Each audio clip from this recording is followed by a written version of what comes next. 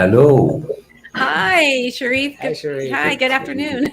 Good afternoon. I'm very happy to welcome Pamela Hill and her husband and partner in art, William Joseph Hill. How are you? We're great. It's great to hear from you across the miles here. Thank you. How's everything? Everything's fine? Everything's good. We just take it a day at a time. And my mom always says, enjoy the day for what it is. And we're enjoying today. And we look forward to meeting with you today. So good weather today. And too, good weather. So, yeah. Good weather today. Very good Yes. weather. Yes. First of all, I want to explain that already I published 2 years ago an article about Pamela's work. Yeah. And of course, we've been in touch. And few weeks ago, Pamela sent me an email about the new season of the web series That Darn Girlfriend. So congratulations. Thank you. You're so sweet. So, Pamela and William, first I want to know, curiously, how did you first met?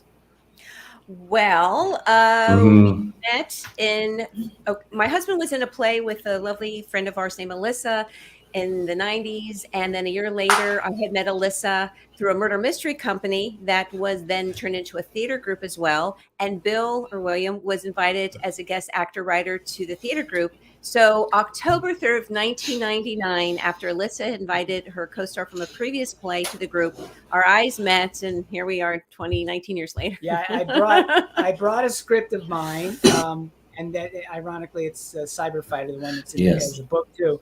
I brought it, and Pamela kind of made a little late entrance. It's rare. LA traffic must have, but I immediately noticed her right away, and I had my eye on her. So thanks, man. The writer/actor's pickup line, of course, I asked her to read the stage directions because you hear more of her voice that way. So that was my pickup line. Yes, and I read his script, and I also, it sounds cheesy but true, I saw his headshot go by, and I got butterflies. And when I saw his smile when I walked in, I was engaged, and it was a very enlightened first meeting, Sharif. Yes, excellent. So, Pamela, I read in your early filmography you worked in Days of Our Lives. That's the correct information. Yes, I did. I absolutely. I did a few days on the soap opera Days of Our Lives, which was a wonderful experience.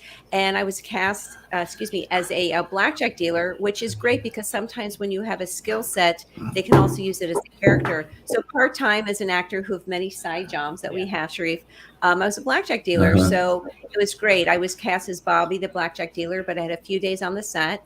And it was a wonderful experience. They go very fast, so you really have to be in there and go and do it. And it seemed to work. So, that was a really great experience being on Days of Our Lives, being on soap.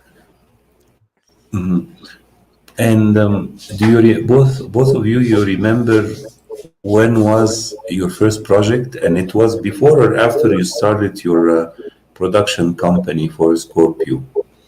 Well, we actually first worked together on stage. We were cast in a play back in 2000. Oh, that's right. And I played someone who was dying, and I was like the lead, but I ended up dying in the play. Spoiler alert. But she played my cousin in the play. But that was like probably the first time that we professionally worked together.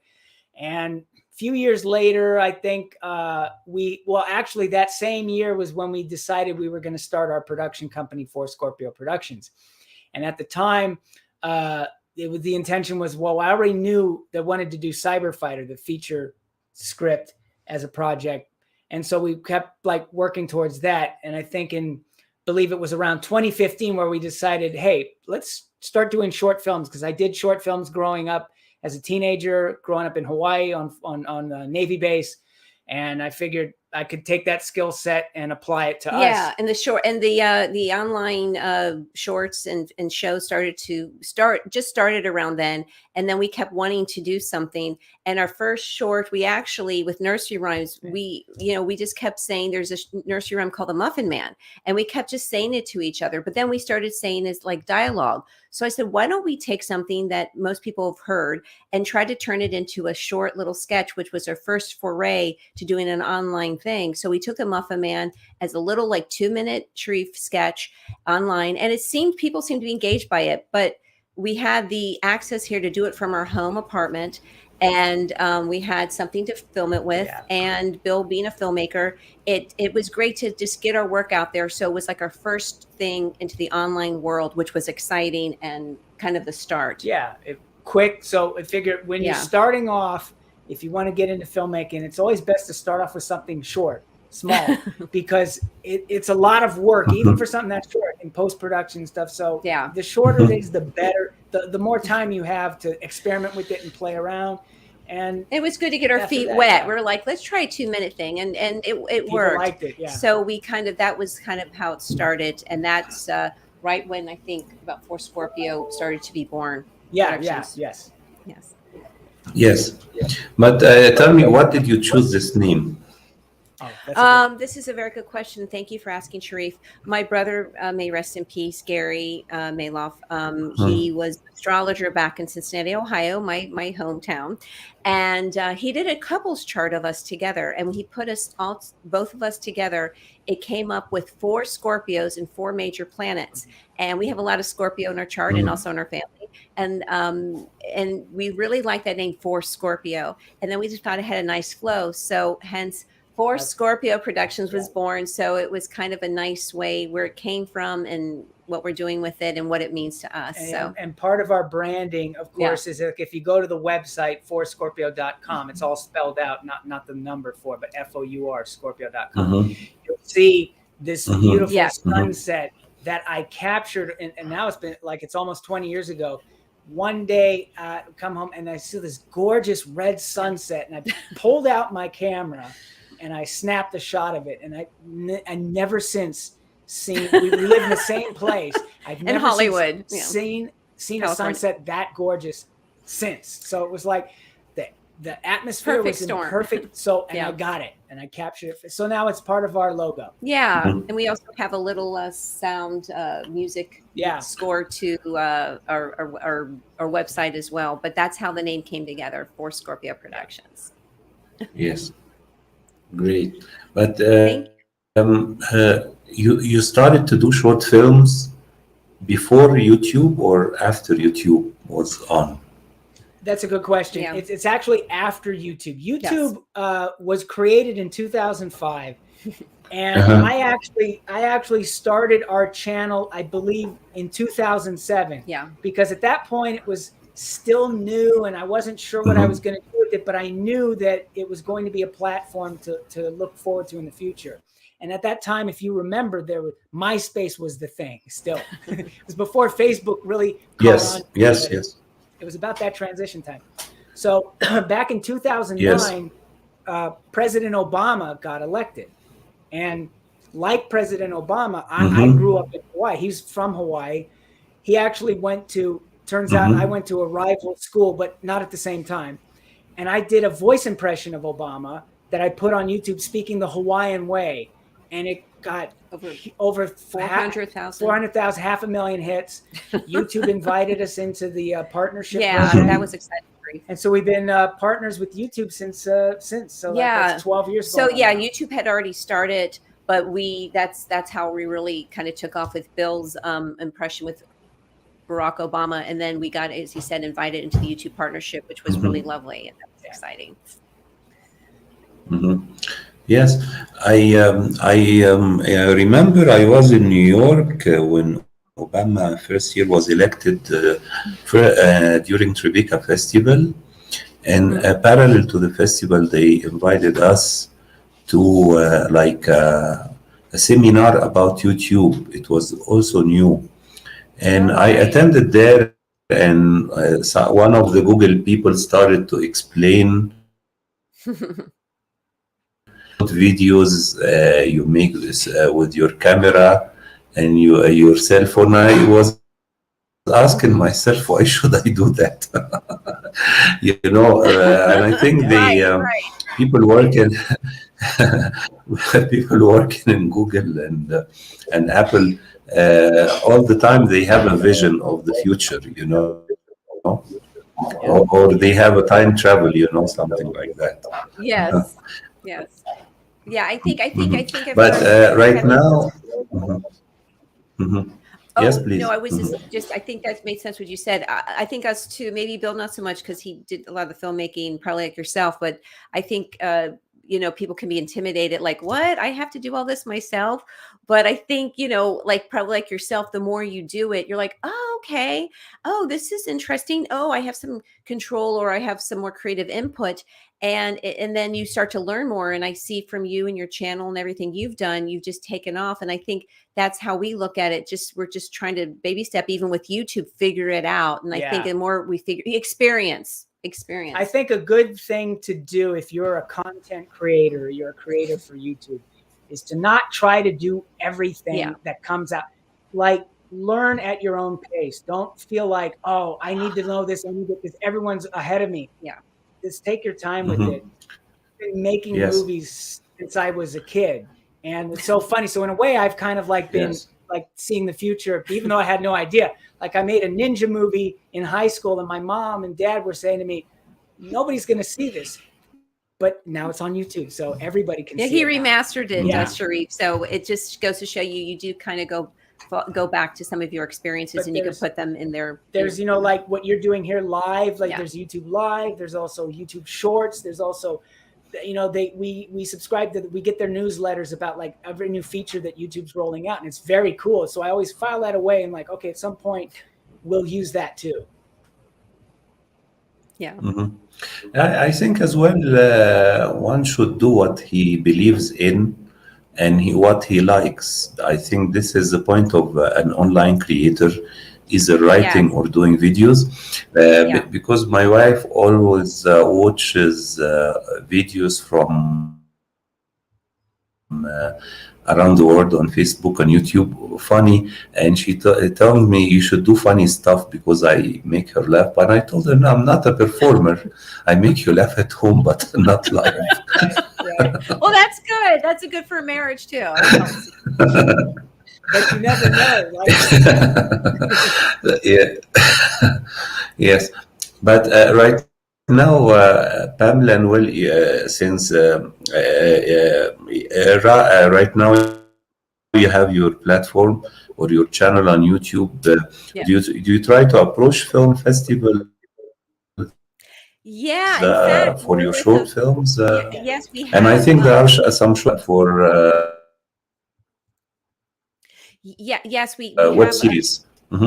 Oh, well, lucky enough, sometimes you start with your own home, like Dorothy, right in your own backyard. We're with a film collective called We Make Movies, which we've been for over 5 years, give or take.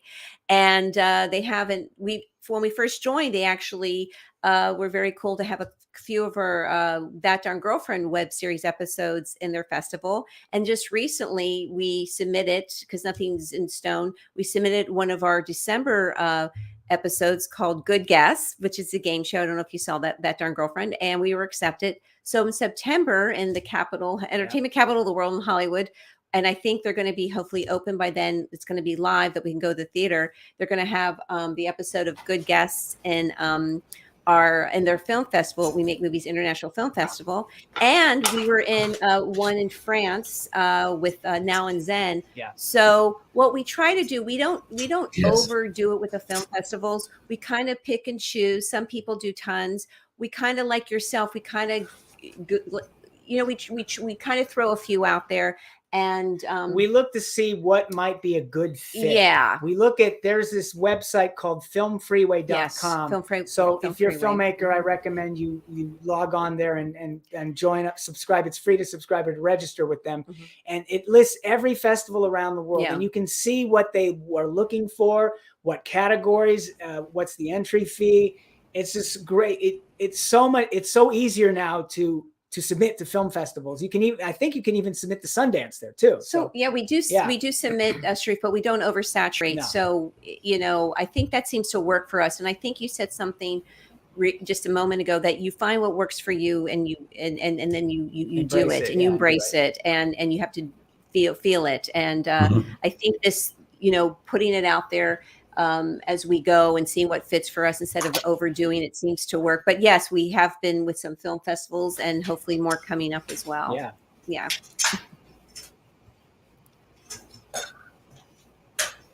Mhm. And for people who didn't watch before, that darn girlfriend, what is concept? What can people expect in the new episodes? Well, just to tell your listeners, in That Darn Girlfriend, it's an homage to the 60s, 70s, but we don't really say what year it is. We just kind of fancy ourselves in that time period. It's a throwback to like the television of like Bewitched or I, Jim and Jeannie. I'm Valerie, he's Vic.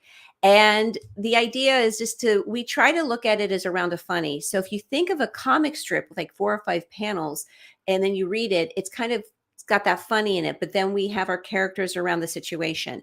And what you can expect, I'm thinking since we're in season 3, we just find, I was telling William Bill, all the same derivations of his name, that the characters kind of take a life of their own. You kind of hear their voice as you're acting or you're portraying the character.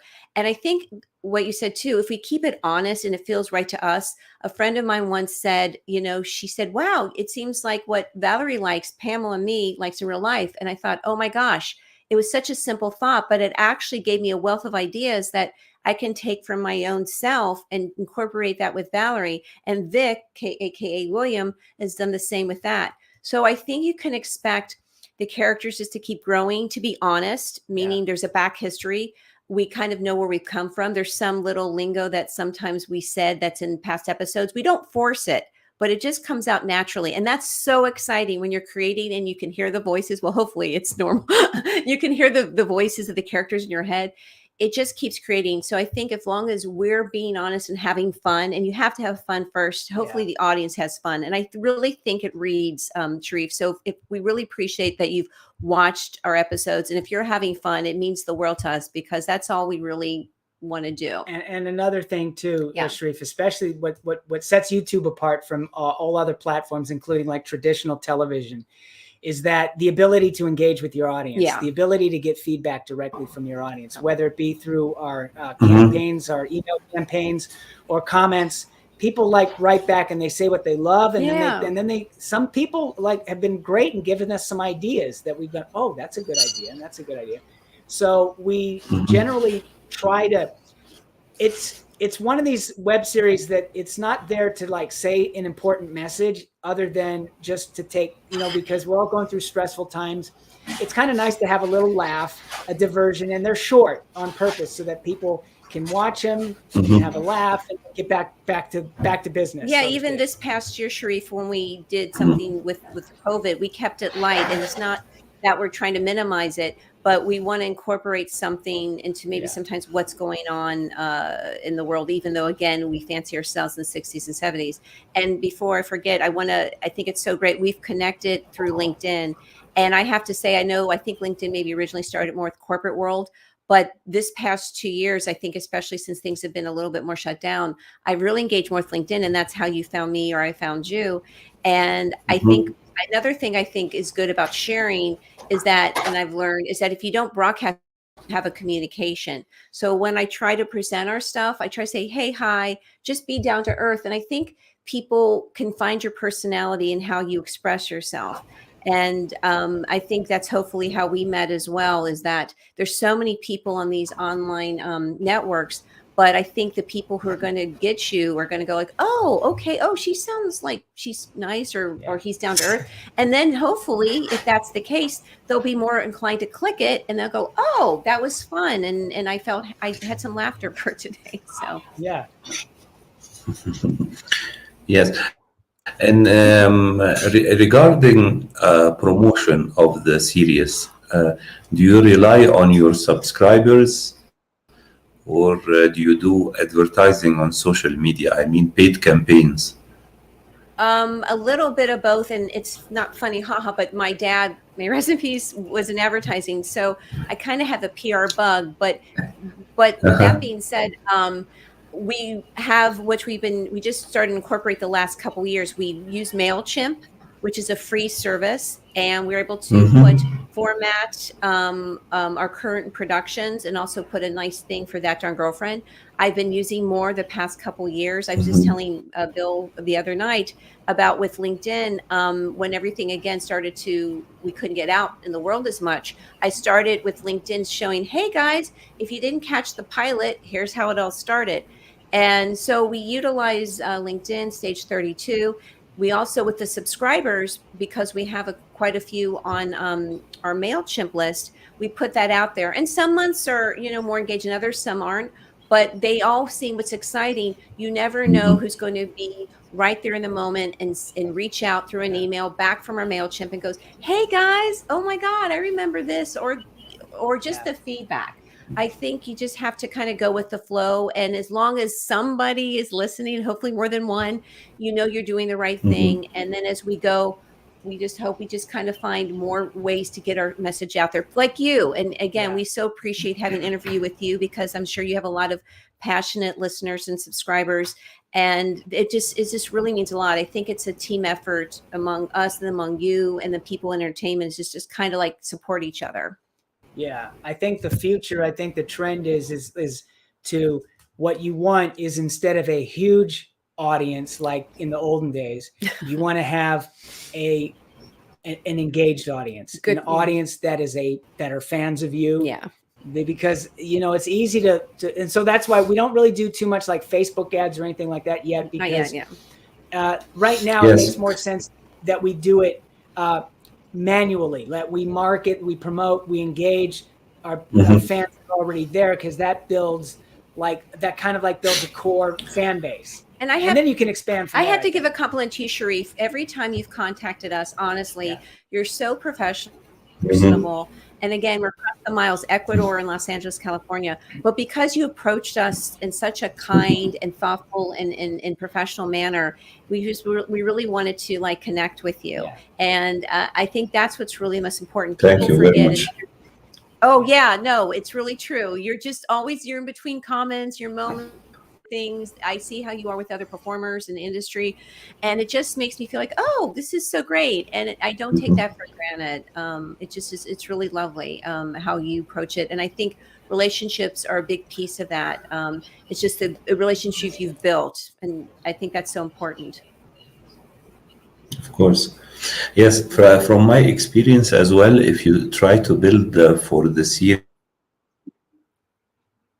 a space on Reddit and on Quora, you will get a lot of followers. Yeah, that's good. Because right now, Quora and Reddit is maybe easier. Yeah, it's easier to get traffic from this platform than Facebook right now. That's great. Yeah, that's an interesting thing. I myself am semi-active on Quora.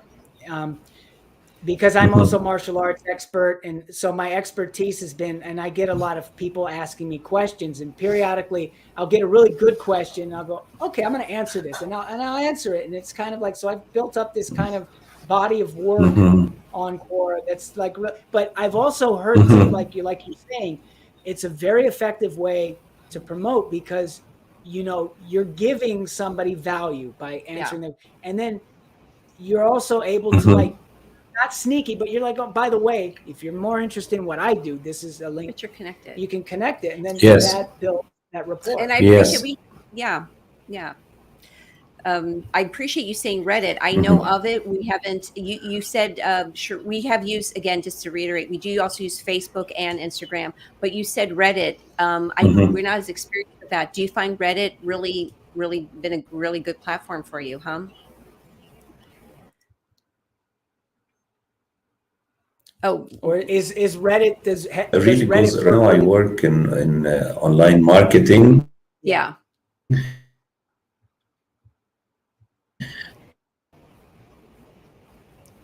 Yes, because you are reaching for a specific audience, looking for something specific. It is easier than talking to a broad audience. So if for instance, if you go and promote the web series in a Facebook group of people, fans of web series, it will be easier Yes. to gain a new audience than generally promoting a link on your personal profile. That's This is great. based on many months of work online, and hearing tutorials here and there. Yes. Oh, that's great. No, that's great. You Yes, really gave us a but great. my last question right now, I want to ask you and ask as well, William. I think he might have written some long films, but he's still, looking for sources to fund. My question is about: do you have projects of long films, either feature or documentaries, in your bag? Yeah, I think I can answer that. Yes, Cyber Fighter is it's a feature script. It was the script that I first brought when I met Pamela, and so that's how long I've had it written. And I've been wanting to make that as a feature film. So it's like a feature film for the movie theaters, and I've been Yes. working on that. What I've done is I've turned the script into a book, and I've released the novel on Amazon. So Yes. the novel is Cyber Fighter is on Yes. Amazon. Yeah, I'll get to that. Uh-huh. I also, during the shutdown, I recorded the audiobook because I also do voice acting. So I did all the voices, read the book. So like an audiobook. And that's on Audible or Apple Books. And then I also did, we in order to do the feature film, it's always a good idea to show a short version that you can then use that to raise the money for the feature. And you can take the short and put it into big festivals and stuff. So I want to do a short. And I also made a comic book adaptation of that. So there's a lot of content out there already. But yes, we are going to make it as a feature film, hopefully in the next couple of years. When the shutdown, when the restrictions end and we're able to get back into film production safely, I think it's going to be a good time to do the short.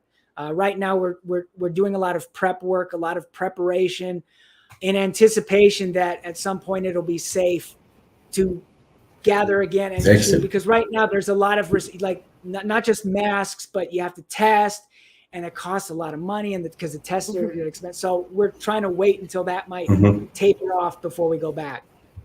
Yeah, he's doing a lot of wonderful work on that, Sharif. And I guess the silver lining with things being shut down, it gave him the time just to concentrate and getting the book out on Amazon, doing the illustrations. And he does it for That Young Girlfriend too, for his comic book for Cyber Fighter.